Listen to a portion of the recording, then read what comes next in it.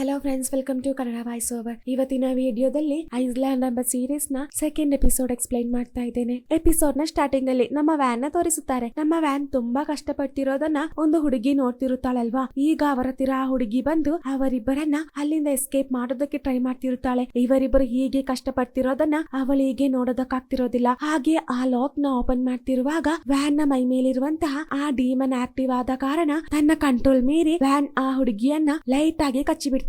ಆದರೆ ಇದನ್ನೆಲ್ಲ ನಮ್ಮ ಹೀರೋಯಿನ್ ಮೈಂಡ್ ಮಾಡೋದಿಲ್ಲ. ಯಾಕೆಂದರೆ ಇವರನ್ನ ಹೀಗೆ ಮಾಡಿದ್ದಾರೆಂಬ ವಿಷಯ ಇವಳಿಗೆ ಮೊದಲೇ ಗೊತ್ತಿರುತ್ತೆ. ಹಾಗೆ ಅವರಿಬ್ಬರನ್ನ ಅರಮನೆ ಬಿಟ್ಟು ತುಂಬಾ ದೂರ ಕರೆದುಕೊಂಡು ಬರ್ತಾಳೆ. ಹಾಗೆ ಬರ್ತಿರುವಾಗ ನಮ್ಮ ವ್ಯಾನ್ ಕಚ್ಚಿದ ಕಾರಣ ಬ್ಲಡ್ ಲಾಸ್ ಆಗಿ ನಮ್ಮ ಹೀರೋಯಿನ್ ಕೆಳಗೆ ಬೀಳ್ತಾಳೆ. ಹಾಗೆ ಆ ಸೀನ್ ಕಟ್ ಆಗಿ ನಮ್ಮ ರಾಜನ ತೋರಿಸುತ್ತಾರೆ. ಅವರು ತುಂಬಾ ಕೋಪದಲ್ಲಿರುತ್ತಾರೆ. ವಾಂಗ್ ಜಿಯಾಂಗ್ ಆ ಹುಡುಗರನ್ನ ನೋಡಿ ಬೇಜಾರಿಂದಿದ್ದಳು. ಆದರೆ ಆ ಹುಡುಗರನ್ನ ರಿಲೀಸ್ ಮಾಡ್ತಾಳೆಂದು ನಾನು ಕನಸಲ್ಲೂ ಅಂದುಕೊಂಡಿಲ್ಲ ಅಂತ ನಮ್ಮ ಅಜ್ಜಮ್ಮನೊಂದಿಗೆ ಹೇಳ್ತಿರುವಾಗ ನಮ್ಮ ವ್ಯಾನ್ ಅವಳನ್ನ ಎತ್ಕೊಂಡು ಅರಮನೆಗೆ ಬರ್ತಾರೆ. ತಾನು ಪುನಃ ಅವರ ಕೈಗೆ ಸಿಕ್ಕಾಕೊಂಡರೂ ಪರವಾಗಿಲ್ಲ, ಆದರೆ ವಾಂಗ್ ಜಿಯಾಂಗ್ಗೆ ಆ ಗಾಯ ವಾಸಿ ಆಗಬೇಕೆಂದು ಹೇಳಿ ಪುನಃ ಅರಮನೆಗೆ ಬಂದಿರೋದು. ಅದಲ್ಲದೆ ಅವನೊಂದಿಗೆ ನಮ್ಮ ಟ್ಯಾನ್ ಸಹ ಬರ್ತಾನೆ. ಹಾಗೆ ಅವರಿಬ್ಬರು ಈ ಊರು ಬಿಟ್ಟು ಹೋಗೋದಕ್ಕೆ ಟ್ರೈ ಮಾಡಿದ ಕಾರಣ ಸೈನಿಕರು ಸರಿಯಾಗಿ ಅವರ ಬೆನ್ನಿನ ಮೇಲೆ ಬರೆ ಹಾಕ್ತಾರೆ. ನೋವು ಸಹಿಸೋದಕ್ಕಾಗದೆ ಅವರಿಬ್ಬರು ನರಳುತ್ತಿರುವಾಗ ಪುನಃ ಅವರ ತೀರ ನಮ್ಮ ವಾಂಗ್ ಜಿಯಾಂಗ್ ಬಂದು ನನ್ನ ಕ್ಷಮಿಸು, ನನ್ನಿಂದ ತಾನೇ ನಿಮ್ಮಿಬ್ಬರಿಗೆ ಈ ಪರಿಸ್ಥಿತಿ ಬಂದಿದ್ದು ಅಂತ ಹೇಳಿ ಅಳ್ತಿರುವಾಗ ನಮ್ಮ ವ್ಯಾನ್ಗೆ ಬೇಜಾರಾಗಿ ಅದು ಬಿಟ್ಟಾಕು, ನನಗೇನು ಆಗಿಲ್ಲ ಅಂದಾಗ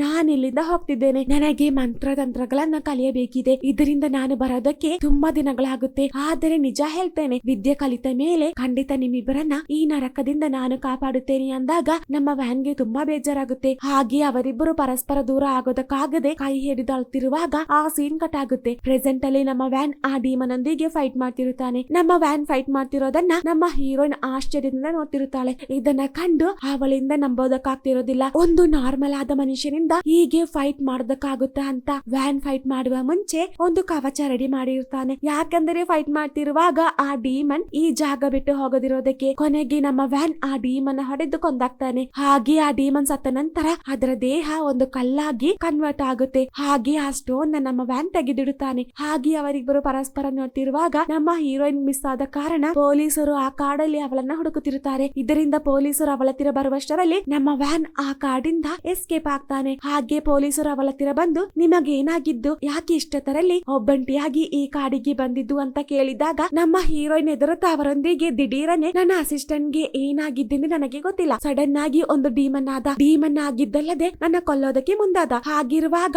ಒಂದು ಬ್ಲಾಕ್ ಕೋಟ್ ಧರಿಸಿದಂತಹ ಒಬ್ಬ ವ್ಯಕ್ತಿ ನನ್ನ ಹತ್ತಿರ ಬಂದು ಡೀಮನ್ ಆದಂತಹ ನನ್ನ ಅಸಿಸ್ಟೆಂಟ್ ಕೈಯಿಂದ ನನ್ನ ಆ ವ್ಯಕ್ತಿ ಕಾಪಾಡಿದ್ದು ಅಂತ ಹೇಳ್ತಿರುವಾಗ ಅಲ್ಲಿದ್ದಂತಹ ಪೊಲೀಸ್ ಆಫೀಸರ್ಸ್ ಅವಳ ಮಾತು ಕೇಳಿ ನಗಾಡ್ತಾರೆ. ಇವರು ಕನಸು ಕಾಣ್ತಿರಬಹುದಾ ಅಂತ ಹೇಳಿ ಜೋರಾಗಿ ನಗಾಡ್ತಾರೆ. ನಮ್ಮ ಹೀರೋಯಿನ್ ಹೇಳಿದ್ದನ್ನ ಇವರು ಯಾರು ನಂಬದ ಕಾರಣ ನಮ್ಮ ಹೀರೋಯಿನ್ ಗೆ ತುಂಬಾ ಬೇಜಾರಾಗುತ್ತೆ. ಯಾರು ನಂಬಿಲ್ಲ ಅಂದರೆ ಏನ್ ಮಾಡೋದು, ನನ್ನ ಉಸಿರನ್ನ ನಾನೇ ಕಾಪಾಡ್ಬೇಕು. ಇದರಿಂದ ನಾನು ಫಸ್ಟ್ ಈ ಐಲ್ಯಾಂಡ್ ನ ಬಿಟ್ಟು ಹೋಗ್ಬೇಕು. ಈ ಐಲ್ಯಾಂಡ್ ಗೆ ಬಂದ ಮೇಲೆ ಹೀಗೆ ಆಗ್ತಿರೋದೆಂದು ಹೇಳಿ ಬೇಗ ಏರ್ಪೋರ್ಟ್ ಗೆ ಬಂದಾಗ ಹೀರೋಯಿನ್ ಡೈರೆಕ್ಟ್ ಆಗಿ ಫ್ಲೈಟ್ ಅಲ್ಲಿ ಹೋಗೋದಕ್ಕೆ ಬಿಡೋದಿಲ್ಲ. ಯಾರೋ ನಮ್ಮ ಹೀರೋಯಿನ್ ಈ ಐಲ್ಯಾಂಡ್ ಬಿಟ್ಟು ಹೋಗೋದ ಹಾಗೆ ತಡೆಯುತ್ತಿರುತ್ತಾರೆ. ಇದರಿಂದ ನಮ್ಮ ಹೀರೋಯಿನ್ ಕೋಪದಲ್ಲಿ ಕೂತಿರುವಾಗ ಅವಳ ಹತ್ತಿರ ಒಂದು ಪೊಲೀಸ್ ಆಫೀಸರ್ ಬರ್ತಾರೆ. ಈ ವ್ಯಕ್ತಿ ವಾಶ್ರೂಮ್ ಅಲ್ಲಿ ಇರುವಾಗ ಆ ಕೆಟ್ಟ ಶಕ್ತಿ ಇವನ ಮೇಲೆ ಪ್ರವೇಶಿಸಿರುತ್ತೆ. ಇದರಿಂದ ಈ ವ್ಯಕ್ತಿ ಒಂದು ಡೀಮನ್ ಆಗಿರುತ್ತಾನೆ. ಆದರೆ ಈ ವಿಷಯ ಅಲ್ಲಿದ್ದವರಿಗೆ ಗೊತ್ತಿರೋದಿಲ್ಲ. ಆದರೆ ಅವನ ಕಣ್ಣು ನೋಡಿದಾಗ ನಮ್ಮ ಹೀರೋಯಿನ್ ಗೆ ಇದು ಡೀಮನ್ ಎಂದು ಗೊತ್ತಾಗುತ್ತೆ. ಇದನ್ನ ತಿಳಿದು ಅವನ ಕೈಯಿಂದ ಎಸ್ಕೇಪ್ ಆಗೋದಕ್ಕೆ ತುಂಬಾ ಕಷ್ಟಪಡ್ತಾಳೆ. ಕೊನೆಗೆ ಆ ಏರ್ಪೋರ್ಟ್ ನ ಬಿಟ್ಟು ಹೊರಗೆ ಬರ್ತಾಳೆ. ಆದರೂ ಆ ಡೀಮನ್ ಅವಳನ್ನ ಬಿಡದೆ ಅವಳ ಹಿಂದೆ ಬರ್ತಿರುತ್ತೆ. ಹಾಗೆ ನಮ್ಮ ಹೀರೋಯಿನ್ ನೋಡ್ತಿರುವಾಗ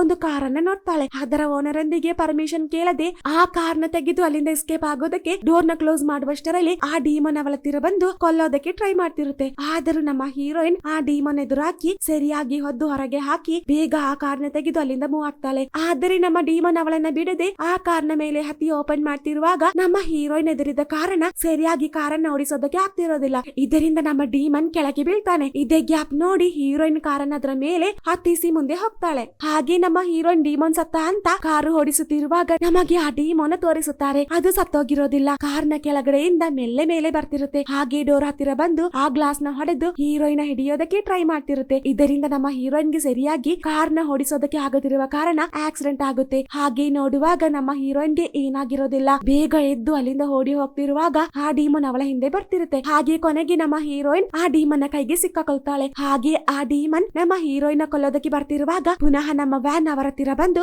ಆ ಡೀಮನ್ ಸರಿಯಾಗಿ ಹೊಡೆಯುತ್ತಾನೆ. ಹಾಗೆ ಹೊಡೆದ ನಂತರ ಒಂದು ಜಾಗದಲ್ಲಿ ಕೂತು ನಮ್ಮ ಹೀರೋಯಿನ್ ನೋಡ್ತಿರುವಾಗ ಏನ್ ನೋಡ್ತಿದ್ದೀಯಾ, ಬಂದು ಬೇಗ ಅದನ್ನ ಹೊಡೆದಾಕು ಅಂತ ಕಿರುಚುತ್ತಿರುವಾಗ ನಮ್ಮ ವ್ಯಾನ್ ಬರೋದಿಲ್ಲ, ಹಾಗೆ ಕೂತಿರ್ತಾನೆ. ಪ್ಲೀಸ್ ಕಣ ಬೇಗ ಕೆಳಗೆ ಇಳಿದು ಬಾ ಅಂತ ಹಠ ಹಿಡಿಯುತ್ತಿರುವಾಗ ಸೇರಿ ಬಿಡು ಜಾಸ್ತಿ ಅಲ್ಬೇಡ ಎಂದು ಹೇಳಿ ಆ ಡೀಮನ್ ಒಂದಿಗೆ ಫೈಟ್ ಮಾಡ್ತಾನೆ. ಈ ಫೈಟ್ ನೋಡಿ ಹೇಗಿದೆ ಅಂತ. ಹಾಗೆ ನಮ್ಮ ವ್ಯಾನ್ ಆ ಡೀಮನ್ ಕೊಂದು ಆ ಸ್ಟೋನ್ ನ ಕಲೆಕ್ಟ್ ಮಾಡ್ತಾನೆ. ಹಾಗೆ ನಮ್ಮ ವ್ಯಾನ್ ಅಲ್ಲಿಂದ ಹೋಗ್ತಿರುವಾಗ ಒಂದು ನಿಮಿಷ ನಿಲ್ಲು, ನಾನು ನಿನ್ನೊಂದಿಗೆ ಏನೋ ಒಂದನ್ನ ಕೇಳ್ಬೇಕು. ಈ ಜಾಗದಲ್ಲಿ ಏನಾಗ್ತಿರೋದೆಂದು ನನಗೆ ಗೊತ್ತಾಗಬೇಕು. ಯಾಕೆ ಈ ಜನರು ಹೇಗೆ ಡೀಮನ್ ಆಗ್ತಿರೋದು, ಡೀಮನ್ ಆದ ಮೇಲೆ ಪರ್ಟಿಕ್ಯುಲರ್ ಆಗಿ ಯಾಕೆ ನನ್ನನ್ನ ಅಟ್ಯಾಕ್ ಮಾಡ್ತಿರೋದು, ಹಾಗೆ ಆ ಡೀಮನ್ ನನ್ನ ಅಟ್ಯಾಕ್ ಮಾಡ್ತಿರೋದನ್ನ ತಿಳಿದು ಹೇಗೆ ನೀನು ಕರೆಕ್ಟ್ ಟೈಮ್ಗೆ ನನ್ನ ಹತ್ತಿರ ಬರ್ತಿರೋದು, ನೀನು ಅವುಗಳೊಂದಿಗೆ ಫೈಟ್ ಮಾಡ್ತಿರೋದನ್ನ ನೋಡಿದ್ರೆ ಒಂದು ಮನುಷ್ಯನ ಹಾಗೆ ಕಾಣಿಸ್ತಿಲ್ಲ, ನಿಜ ಹೇಳು ನೀನ್ ಯಾರು ಅಂತ ಕೇಳಿದಾಗ ಇಲ್ಲಿ ನೋಡು ಇದೆಲ್ಲಾ ಕೆಟ್ಟ ಶಕ್ತಿ ಗೊತ್ತಾ, ಆ ಕೆಟ್ಟ ಶಕ್ತಿ ಮನುಷ್ಯನ ದೇಹದಲ್ಲಿ ಪ್ರವೇಶಿಸಿ ನಿನ್ನ ಕೊಲ್ಲೋದಕ್ಕೆ ಟ್ರೈ ಮಾಡ್ತಿರೋದು. ನೀನು ಈ ಐಲ್ಯಾಂಡ್ ನ ಬಿಟ್ಟು ಬೇರೆ ಊರಿಗೆ ಹೋದರೂ ಆ ದುಷ್ಟ ಶಕ್ತಿ ನಿನ್ನನ್ನ ಕೊಲ್ಲೋದೇ ಬಿಡೋದಿಲ್ಲ, ನೀನೆಲ್ಲೇ ಹೋದರೂ ನಿನ್ನನ್ನ ಹುಡುಕಿ ಕೊಲ್ಲುತ್ತೆ ಅಂದಾಗ ಅದು ಯಾಕೆ ಅಂತ ನಾನು ನಿಮ್ಮೊಂದಿಗೆ ಕೇಳ್ತಿರೋದು. ಯಾಕೆ ಆ ಡೀಮನ್ಸ್ ನನ್ನ ಕೊಲ್ಲೋದಕ್ಕೆ ಬರ್ತಿರೋದು ಅಂತ ಕೇಳಿದಾಗ ಇದು ನಿನ್ನ ವಿಧಿನ ತಡೆಯೋದಕ್ಕಾಗಲ್ಲ, ನಿನ್ನ ಕೈಯಲ್ಲಾದಷ್ಟು ಆ ಡೀಮನ್ ಹೆದರಾಕೋದಕ್ಕೆ ತಯಾರಾಗು ಅಂತ ಹೇಳಿ ನಮ್ಮ ವ್ಯಾನ್ ಅಲ್ಲಿಂದ ಹೋಗ್ತಾನೆ. ಪಾಪ ನಮ್ಮ ಹೀರೋಯಿನ್ ಗೆ ಅರ್ಥ ಆಗ್ತಿರೋದಿಲ್ಲ ಇದ್ಯಾವ ತರಹದ ವಿಧಿ, ಆ ಡೀಮನ್ಸ್ ಯಾಕೆ ನನ್ನ ಹಿಂದೆ ಬಿದ್ದಿರೋದೆಂದು ಆಲೋಚಿಸುತ್ತಿರುವಾಗ ನಮ್ಮ ಜೋಹನ್ ಆ ಐಲ್ಯಾಂಡ್ ಗೆ ಬರ್ತಾನೆ. ಅದಲ್ಲದೆ ಜೋಹನ್ ಮೀಟ್ ಮಾಡಿದಂತಹ ಆ ಫಾದರ್ ಯಾರೆಂದರೆ ಅದು ನಮ್ಮ ಹೀರೋಯಿನ್ ಅಂಕಲ್. ನಮ್ಮ ಹೀರೋಯಿನ್ ಆ ಡೀಮನ್ ಕೈಯಿಂದ ಕಾಪಾಡೋದಕ್ಕೆ ನಮ್ಮ ಜೋಹನ್ ಈ ಐಲ್ಯಾಂಡ್ ಗೆ ಕರೆಸಿದ್ದೆ ನಮ್ಮ ಅಂಕಲ್. ಹಾಗೆ ಸೀನ್ ಕಟ್ ಆಗಿ ಮಾರನೇ ದಿನ ನಮ್ಮ ಜೋಹನ್ ಕಾಡಲ್ಲಿ ನಡೀತಿರುವಾಗ ಡೀಮನ್ಸ್ ನ ಬ್ಲಡ್ ಕೆಳಗೆ ಸುರಿದು ಹೆಪ್ಪುಗಟ್ಟಿರೋದನ್ನ ಕಂಡು ಈ ಡೀಮನ್ಸ್ ನೊಂದಿಗೆ ಫೈಟ್ ಮಾಡುವಷ್ಟು ಧೈರ್ಯ ಇರುವಂತಹ ಒಬ್ಬ ವ್ಯಕ್ತಿ ಇದ್ದಾನೆಂದು ನಮ್ಮ ಜೋಹನ್ ಗೆ ಗೊತ್ತಾಗುತ್ತೆ. ತಕ್ಷಣ ಅಂಕಲ್ ಗೆ ಫೋನ್ ಮಾಡಿ ಅಂಕಲ್ ಈ ಐಲ್ಯಾಂಡ್ ಅಲ್ಲಿ ಡೀಮನ್ ನೊಂದಿಗೆ ಫೈಟ್ ಮಾಡುವಂತಹ ವ್ಯಕ್ತಿ ಇದ್ದಾನ ಎಂದು ಕೇಳಿದಾಗ ನಾನು ನನ್ನ ಲೈಫ್ ಅಲ್ಲಿ ಒಂದೇ ಒಂದು ಸಲ ಆ ವ್ಯಕ್ತಿನ ನೋಡಿದ್ದು, ಆ ವ್ಯಕ್ತಿ ಡೀಮನ್ ನೊಂದಿಗೆ ಫೈಟ್ ಮಾಡ್ತಾನೆ, ನೀನು ಅತಿ ಶೀಘ್ರದಲ್ಲಿ ಆ ವ್ಯಕ್ತಿನ ನೋಡ್ತೀಯ ಅಂದಾಗ ನಮ್ಮ ಜೋಹನ್ ಗೆ ಕ್ಯೂರಿಯಾಸಿಟಿ ತಡೆಯೋದಕ್ಕಾಗದೆ ಅದು ಯಾರಾಗಿರಬಹುದು, ಆ ವ್ಯಕ್ತಿನ ನನಗೆ ನೋಡಬೇಕು ಅಂತ ಹೇಳ್ತಾನೆ. ಹಾಗೆ ಅವನ ಟ್ಯಾಬ್ ನ ತೆಗೆದು ಕೆಲ ಫೋಟೋಸ್ ನ ನೋಡ್ತಾನೆ. ಅದರಲ್ಲಿ ಡೀಮನ್ಸ್ ನ ಕೊಲ್ಲುವಂತಹ ಫೋಟೋ ಇರೋದನ್ನ ಕಂಡು ಇದೇ ತರ ಆ ವ್ಯಕ್ತಿ ಇರ್ತಾನೆಂದು ನಮ್ಮ ಜೋಹನ್ ಇಮ್ಯಾಜಿನ್ ಮಾಡಿಕೊಳ್ತಾನೆ. ಈ ಕಡೆ ತಾನು ಕೊಂದಂತಹ ಡೀಮನ್ಸ್ ಒಂದು ಸ್ಟೋನ್ ಆಗಿರುತ್ತಲ್ವಾ, ಅದನ್ನ ತಂದು ಒಂದು ಜಾಗದಲ್ಲಿ ಜೋಡಿಸಿ ಒಂದು ಸಣ್ಣ ಬೆಟ್ಟ ಬಿಲ್ಡ್ ಮಾಡ್ತಿರುತ್ತಾನೆ. ಜೋಹನ್ ನೋಡಿದಂತಹ ಆ ಫೋಟೋದಲ್ಲಿ ಇದೇ ತರಹದ ಒಂದು ಇಮೇಜ್ ಇರುತ್ತೆ. ಹಾಗೆ ಅಜ್ಜ ಮಾವನೊಂದಿಗೆ ಆ ಹುಡುಗಿ ನಮ್ಮ ವಾಂಗ್ಜಿಯೋಂಗ್ ಆಗಿದ್ದರೆ ಅವಳಿಗೆ ಖಂಡಿತ ಒಂದು ಮಾರ್ಕ್ ಇರುತ್ತೆ ಅಂತ ಹೇಳ್ತಿರುವಾಗ ನಮ್ಮ ವ್ಯಾನ್ ಸಣ್ಣವನಿದ್ದಾಗ ಅವನಿಗೆ ಹೆಲ್ಪ್ ಮಾಡಿದಂತಹ ಆ ಹುಡುಗಿ ನಮ್ಮ ಹೀರೋಯಿನ್ ಆಗಿರುತ್ತಾಳ ಎಂಬ ಡೌಟ್ ನಮಗೆ ಬರುತ್ತೆ. ಹಾಗೆ ನಮ್ಮ ಅಜ್ಜಿ ವ್ಯಾನ್ ನ ತನ್ನ ಹೋಟೆಲ್ಗೆ ಕರೆದುಕೊಂಡು ಬಂದು ಫ್ರೀ ಆಗಿ ಊಟ ಕೊಡ್ತಾರೆ. ಅಜ್ಜಮ್ಮ ದಿನನಿತ್ಯ ತನ್ನ ಹೋಟೆಲ್ ಅಲ್ಲಿ ನಮ್ಮ ವ್ಯಾನ್ ಗೆ ಫ್ರೀ ಊಟ ಕೊಡ್ತಿರೋದು, ನಮ್ಮ ವ್ಯಾನ್ ಗೆ ಫ್ರೀ ಊಟ ಕೊಡ್ತಿರೋದು. ಆದರೆ ನಮ್ಮ ಅಜ್ಜಮ್ಮನ ಮೊಮ್ಮಗಳಿಗೆ ಇದು ಇಷ್ಟ ಆಗ್ತಿರೋದಿಲ್ಲ. ಹಾಗೆ ಯೋಮ್ ಅವರ ಹತ್ರ ಬಂದು ಅಜ್ಜಿ ಯಾಕೆ ನೀನು ದಿನನಿತ್ಯ ಹೋಟೆಲ್ ಅಲ್ಲಿ ಇರುವಂತಹ ಫುಡ್ ನ ಇವನಿಗೆ ಫ್ರೀ ಆಗಿ ಕೊಡ್ತಿರೋದು, ನಮಗೆ ಬಿಸ್ನೆಸ್ ಮುಖ್ಯ ಇವನಲ್ಲ, ಆ ಫುಡ್ ನ ಬೇಗ ಅವನ ಕೈಯಿಂದ ತೆಗೀರಿ ಅಂತ ಹೇಳ್ತಿರುವಾಗ ಇದನ್ನ ಕೇಳಿ ನಮ್ಮ ವ್ಯಾನ್ ಗೆ ಬೇಜಾರಾಗಿ ಅಲ್ಲಿಂದ ಎದ್ದು ಹೋಗ್ತಿರುವಾಗ ಯೋನ್ ಅವನ ಹತ್ತಿರ ಬಂದು ಅಷ್ಟು ಈಸಿಯಾಗಿ ನಾನು ನಿಮ್ಮನ್ನ ಬಿಡೋದಿಲ್ಲ, ಇಷ್ಟು ವರ್ಷ ನೀವು ಫ್ರೀ ಆಗಿ ನಮ್ಮ ಹೋಟೆಲ್ ಅಲ್ಲಿ ಊಟ ಮಾಡಿದ ಕಾರಣ ಅದರ ಕ್ಯಾಶ್ ನ ಕೊಟ್ಟು ಹೋಗು ಅಂತ ಹೇಳ್ತಿರುವಾಗ ನಮ್ಮ ವ್ಯಾನ್ ಅವಳ ಮಾತು ಕೇಳದೆ ಅಲ್ಲಿಂದ ಹೋಗ್ತಾನೆ. ಹಾಗೆ ಸೀನ್ ಕಟ್ ಆಗಿ ನಮ್ಮ ಹೀರೋಯಿನ್ ತೋರಿಸುತ್ತಾರೆ. ಏರ್ಪೋರ್ಟ್ ಅಲ್ಲಿ ತನ್ನ ಹಿಡಿದು ನಿಲ್ಲಿಸಿದ್ದು ನಮ್ಮ ಅಂಕಲ್ ಎಂದು ಇವಳಿಗೆ ಗೊತ್ತಾಗಿರುತ್ತೆ. ಯಾಕೆ ಹೀಗೆ ಅಂಕಲ್ ಮಾಡಿದ್ದೆಂದರೆ ಅಂಕಲ್ ಗೆ ಚೆನ್ನಾಗಿ ಗೊತ್ತಿರುತ್ತೆ ಈ ಐಲ್ಯಾಂಡ್ ನ ಬಿಟ್ಟು ಒಬ್ಬಂಟಿಯಾಗಿ ಬೇರೆ ಊರಿಗೆ ಹೋದರೆ ಆ ಡೀಮನ್ಸ್ ಇವಳನ್ನ ಸುಮ್ಮನೆ ಬಿಡೋದಿಲ್ಲ ಅಂತ. ಇದರಿಂದ ನಮ್ಮ ಹೀರೋಯಿನ್ ಈ ಜಾಗ ಬಿಟ್ಟು ಹೋಗದ ಹಾಗೆ ತಡೆದು ನಿಲ್ಲಿಸಿದ್ದು. ಆದರೆ ನಮ್ಮ ಅಂಕಲ್ ಅವಳೊಂದಿಗೆ ನಿಜ ಏನೆಂದು ಹೇಳೋದಿಲ್ಲ. ನೀನು ಈ ಐಲ್ಯಾಂಡ್ ನ ಬಿಟ್ಟು ಹೋದರೆ ಆ ಮೀಡಿಯಾ ಮತ್ತೆ ಪ್ರೆಸ್ ನಿನ್ನ ಸುಮ್ಮನೆ ಬಿಡೋದಿಲ್ಲ, ಆಲ್ರೆಡಿ ಊರಲ್ಲಿ ನಿನ್ನ ಬಗ್ಗೆ ಕಾಂಟ್ರವರ್ಸಿ ಹರಿದಾಡ್ತಿದೆ ಅಂತ ಹೇಳಿ ನಮ್ಮ ಅಂಕಲ್ ಅಲ್ಲಿಂದ ಹೋಗ್ತಾರೆ. ಹಾಗೆ ನಮ್ಮ ಹೀರೋಯಿನ್ ನಿದ್ರೆ ಮಾಡೋದಕ್ಕೆ ರೆಡಿ ಆಗ್ತಾಳೆ. ಆದರೆ ನಿದ್ರೆ ಬರ್ತಿರೋದಿಲ್ಲ. ಯಾಕೆಂದ್ರೆ ಅವಳಿಗೆ ಆ ಡೀಮನ್ಸ್ ನ ನೆನಪಾಗ್ತಿರುತ್ತೆ. ಆ ಡೀಮನ್ ತನ್ನ ಹತ್ತಿರ ಬಂದು ತನ್ನ ಕೊಂದಾಕುತ್ತಾ ಅಂತ ಹೆದರಿ ಮಲಗಿದಾಗ ಸಡನ್ ಆಗಿ ಒಂದು ಸೌಂಡ್ ಕೇಳಿಸುತ್ತೆ. ಹಾಗೆ ಬಂದು ನೋಡ್ತಿರುವಾಗ ಸ್ಪೀಡ್ ಆಗಿ ಯಾರೋ ಅವಳನ್ನ ಕ್ರಾಸ್ ಮಾಡಿ ಒಳಗಡೆ ಹೋಗ್ತಾರೆ. ಅದು ಯಾರೆಂದು ಬಂದು ನೋಡಿದಾಗ ನಮ್ಮ ವ್ಯಾನ್ ಬಂದಿರೋದು. ಹಾಗೆ ಅವನೊಂದಿಗೆ ಇರುವ ಒಂದು ನಿಮಿಷ, ಯಾಕೆ ನೀನು ಇಷ್ಟ ತರಲ್ಲಿ ಅರ್ಜೆಂಟ್ ಆಗಿ ನನ್ನ ಹತ್ತಿರ ಬಂದಿದ್ದು, ಇಲ್ಲಿ ಡೀಮನ್ಸ್ ಇದ್ದಾರಾ ಎಂದು ಕೇಳಿದಾಗ ನಮ್ಮ ವ್ಯಾನ್ ಆ ಸ್ಟೋರ್ ತೆಗೆದಿಡುತ್ತಾನೆ. ಇದನ್ನ ಕಂಡು ಹಾಗಿದ್ದರೆ ಈ ಜಾಗದಲ್ಲಿ ಡೀಮನ್ ಇತ್ತ ಎಂದು ಕೇಳಿ ಹೆದರಿ ಕೂತಿರುತ್ತಾಳೆ. ಆ ಡೀಮನ್ ಕೈಯಿಂದ ಹೇಗೆ ತಾನು ಸೇಫ್ ಆಗಿರೋದು ಅಂತ ಆಲೋಚಿಸಿ ನಮ್ಮ ಹೀರೋಯಿನ್ ಒಂದು ಪ್ಲಾನ್ ರೆಡಿ ಮಾಡ್ತಾಳೆ. ಹಾಗೆ ಅವನೊಂದಿಗೆ ಇಲ್ಲಿ ನೋಡು ನನ್ನ ಹತ್ತಿರ ಒಂದು ಪ್ಲಾನ್ ಇದೆ, ಇದರಿಂದ ನಿನಗೆ ತುಂಬಾ ದುಡ್ಡು ಸಿಗುತ್ತೆ, ಆ ಡೀಮನ್ಸ್ ನನ್ನ ಮಾತ್ರ ಕೊಲ್ಲೋದಕ್ಕೆ ಬರ್ತಿರೋದು, ಕೇಳಿದ್ರೆ ವಿಧಿ ಅಂತ ಹೇಳ್ತೀಯ, ಇದೆಲ್ಲ ಬಿಟ್ಟಾಕು, ಆ ಡೀಮನ್ಸ್ ನ ನಿನ್ನ ಕೈಯಿಂದ ಮಾತ್ರ ಕೊಲ್ಲೋದಕ್ಕೆ ಆಗ್ತಿರೋದಲ್ವಾ, ಇದರಿಂದ ನೀನು ನನಗೆ ಬಾಡಿ ಗಾರ್ಡ್ ಆಗ್ತೀಯಾ ಅಂತ ಕೇಳಿದಾಗ ಮೊದಲು ನಮ್ಮ ವ್ಯಾನ್ ಅದಕ್ಕೆ ಒಪ್ಪೋದಿಲ್ಲ. ನಮ್ಮ ವ್ಯಾನ್ ಓಕೆ ಹೇಳೋದರ ಮೊದಲೇ ಒಂದು ಕಾಂಟ್ರಾಕ್ಟ್ ನ ತಂದಿರ್ತಾಳೆ. ಇಲ್ಲಿ ನೋಡು ನಾನಿಲ್ಲೇ ಹೋದರೂ ನನ್ನ ಹಿಂದೆ ಬರ್ಬೇಕು, ಬಾತ್ರೂಮ್ ನ ಬಿಟ್ಟು ನೀನು 24 ಗಂಟೆ ನನ್ನ ಜೊತೆಗಿರ್ತೀಯಾ ಅಂತ ಈ ಅಗ್ರಿಮೆಂಟ್ ಗೆ ಸೈನ್ ಹಾಕು, ನಿನ್ನ ಸಂಬಳದ ಕುರಿತು ಆಲೋಚಿಸಬೇಡ, ಆ ಬ್ಲಾಂಕ್ ಬಿಟ್ಟಂತಹ ಜಾಗದಲ್ಲಿ ನಿನಗೆ ಎಷ್ಟು ಅಮೌಂಟ್ ಬೇಕು ಅಷ್ಟು ಫಿಲ್ ಮಾಡು ಅಂತ ನಮ್ಮ ಹೀರೋಯಿನ್ ಸೀರಿಯಸ್ ಆಗಿ ಮಾತಾಡ್ತಿರುವಾಗ ನಮ್ಮ ವ್ಯಾನ್ ಅದನ್ನ ಕೇರ್ ಮಾಡ್ತಿರೋದಿಲ್ಲ. ಇದನ್ನ ಕಂಡ ತಕ್ಷಣ ಎಮೋಷನಲ್ ಆಗಿ ನಾನೆಲ್ಲೇ ಹೋದರೂ ಆ ಡೀಮನ್ಸ್ ನನ್ನ ಬಿಟ್ಟಿಲ್ಲ, ಇನ್ನು ಇನ್ನೊಂದು ಕಡೆ ನನ್ನ ಅಪ್ಪ ನನ್ನ ನಂಬ್ತಿಲ್ಲ, ಅದಲ್ಲದೆ ನನ್ನ ಆಂಟಿ ನನ್ನ ಟಾರ್ಗೆಟ್ ಮಾಡ್ತಿದ್ದಾರೆ, ನನ್ನ ಮತ್ತೆ ನನ್ನ ಅಪ್ಪನ ದೂರ ಮಾಡ್ತಿದ್ದಾರೆ. ಹೀಗೆ ನನ್ನ ಲೈಫ್ ತುಂಬಾ ಬೇಜಾರಿಂದ ಸಾಕ್ತಿದೆ ಅಂದಾಗ ಇಲ್ಲಿ ನೋಡು, ನಾನು ಯಾರಂದಿಗೂ ಕಾಂಟ್ರಾಕ್ಟ್ ಅಲ್ಲಿ ಸೈನ್ ಮಾಡೋದಿಲ್ಲ ಎಂದು ಹೇಳಿ ಅಲ್ಲಿಂದ ಹೋಗ್ತಿರುವಾಗ ಹೀರೋಯಿನ್ ವ್ಯಾನ್ ನ ಬಿಡದೆ ನಿನಗೇನು ಪ್ರಾಬ್ಲಮ್ ಅಂತ ಹೇಳು, ದುಡ್ಡು ಕೊಡ್ತೇನೆ ಅಂದಾಗ ಅದನ್ನು ಬೇಡ ಅಂತ ಹೇಳ್ತೀಯ.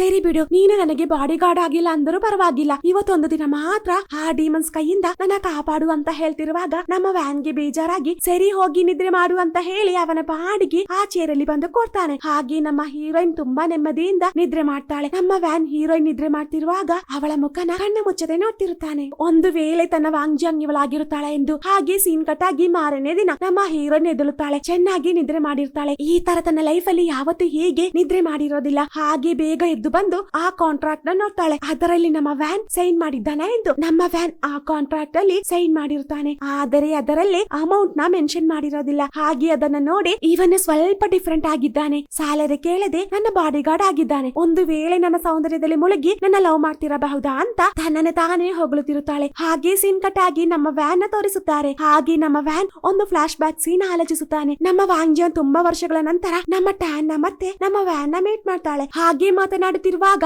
ನಮ್ಮ ವ್ಯಾನ್ ದೇಹದಲ್ಲಿರುವಂತಹ ಆ ಡೀಮನ್ ನ ವ್ಯಾನ್ ಗೆ ಕಂಟ್ರೋಲ್ ಮಾಡೋದಕ್ಕಾಗ್ತಿರೋದಿಲ್ಲ. ವ್ಯಾನ್ ನ ದೇಹದಲ್ಲಿ ಅರ್ಧ ಡೀಮನ್ ರಕ್ತ ಇರೋದಿಲ್ವಾ. ಹಾಗೆ ನಮ್ಮ ವ್ಯಾನ್ ಓಡಿ ಬಂದು ತನ್ನ ವಾಂಗ್ಜಿಯಾಂಗ್ ನ ಎದೆಗೆ ಚುಚ್ಚಿ ಅವಳನ್ನ ಕೊಂದಾಕ್ತಾನೆ. ಹಾಗೆ ಅವಳು ಕೆಳಗೆ ಬೀಳ್ತಿರುವಾಗ ನಮ್ಮ ವಾಂಗ್ಜಿಯಾಂಗ್ ನ ಫೇಸ್ ನ ನಮಗೆ ಈಗ ತೋರಿಸೋದು. ವಾಂಗ್ಜಿಯಾಂಗ್ ನ ನೋಡೋದಕ್ಕೆ ಪ್ರೆಸೆಂಟ್ ಅಲ್ಲಿ ಇರುವಂತಹ ನಮ್ಮ ಹೀರೋಯಿನ್ ಹಾಗೆ ಇರುತ್ತೆ. ಇದರಿಂದ ನಮ್ಮ ಅಜ್ಜಮ್ಮ ಮತ್ತೆ ನಮ್ಮ ವ್ಯಾನ್ ಅವಾಗವಾಗ ವಾಂಗ್ಜಿಯಾಂಗ್ ಎಂಬ ಹುಡುಗಿ ನಮ್ಮ ಹೀರೋಯಿನ್ ಆಗಿರುತ್ತಾಳೆ ಎಂದು ಮಾತನಾಡ್ತಿರೋದು. ಯಾಕೆಂದ್ರೆ ಅವರಿಬ್ಬರು ನೋಡೋದಕ್ಕೆ ಒಂದೇ ತರ ಇರೋದ್ರಿಂದ. ಹಾಗೆ ಫ್ಲಾಶ್ ಬ್ಯಾಕ್ ಅಲ್ಲಿ ವಾಂಗ್ಜಿಯಾಂಗ್ ನ ನಮ್ಮ ಹೀರೋ ಕೊಂದಿರ್ತಾನೆ. ನಮ್ಮ ವ್ಯಾನ್ ಬೇಕಂತ ಅವಳನ್ನ ಕೊಂದಿರೋದಿಲ್ಲ, ತನ್ನ ದೇಹದಲ್ಲಿದ್ದಂತಹ ಡಿಮೋನ್ ವ್ಯಾನ್ ನ ಕಂಟ್ರೋಲ್ ಮಾಡಿ ಅವಳನ್ನ ಕೊಂದಿದ್ದು. ಹಾಗೆ ಸೀನ್ ಕಟ್ ಆಗಿ ನಮ್ಮ ವ್ಯಾನ್ ಆ ಫ್ಲಾಶ್ ಬ್ಯಾಕ್ ನ ಯಾಕೆ ಈಗ ಆಲೋಚಿಸಿದ್ದು ಅಂತ ನೋಡಿದ್ರೆ, ನನ್ನ ರಾತ್ರಿ ನಮ್ಮ ವ್ಯಾನ್ ಹೀರೋಯಿನ್ ಆ ಡಿಮನ್ ಕೈಯಿಂದ ರಕ್ಷಿಸೋದಕ್ಕೆ ಅವಳಿಗೆ ಕಾವಲು ನಿಂತಿರುತ್ತಾನಲ್ವಾ. ಹಾಗಿರುವಾಗ ಅವಳ ಎದೆ ಮೇಲೆ ಒಂದು ಮಾರ್ಕ್ ಇರೋದನ್ನ ನಮ್ಮ ವ್ಯಾನ್ ನೋಡಿರುತ್ತಾನೆ. ಇದೇ ಜಾಗದಲ್ಲಿ ನಮ್ಮ ವ್ಯಾನ್ ಆ ಜನ್ಮದಲ್ಲಿ ವಾಂಗ್ಜಾಂಗ್ ನ ಎದೆಗೆ ಚಚ್ಚಿದ್ದು. ಇಬ್ಬರಿಗೆ ಒಂದೇ ಜಾಗದಲ್ಲಿ ಮಾರ್ಕ್ ಇರೋದು. ಒಂದು ವೇಳೆ ಇವಳು ತನ್ನ